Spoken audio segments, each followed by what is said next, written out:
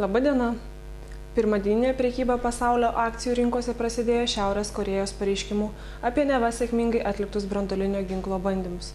Tokios naujienos pasiuntė Azijos akcijų biržų indeksų žemyn, tačiau vėliau jie sugebėjo atsigauti.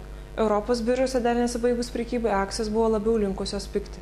Baltijos šalių biržose taip pat vyko permaininga prekyba, tačiau neaktyvi. Biržų indeksai judėjo skirtingomis kryptimis.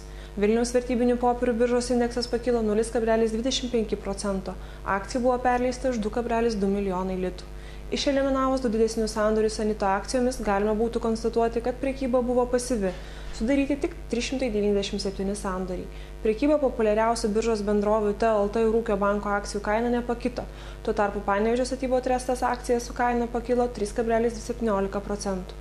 Apie planuojamas papildomas pajamas iš naujai įsigytų bendrovių pranešusios City Service akcijos pigo beveik 1%. Prie kiek didesnė apyvartą sugeneravusių bendrovių atsidūrusios apranga akcijų kaina nepakito ir liko ties lito 32 centų riba.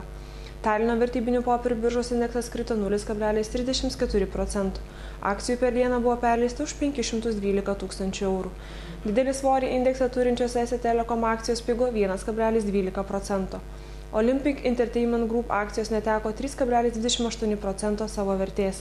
Atsvara tapo Merko Hitus ir Estet Hitus akcijos atitinkamai brangusios 0,89 ir 6,82%. Rygos biržos apyvarta pirmadienį buvo neįprastai didelė ir siekė net 120 tūkstančių latų. Biržos indeksas smuko 1,61%. Tačiau, kaip ir penktadienį, beveik visą apyvartą sudarė vienas didelis sandoris Grindex akcijomis. Latvijos biržos masteliai šiek tiek aktyvesnė prekyba vyko Latvijos TLT akcijomis, kurios pabrango 1,13%. Šiandien naujienų tiek. Viso geriausio.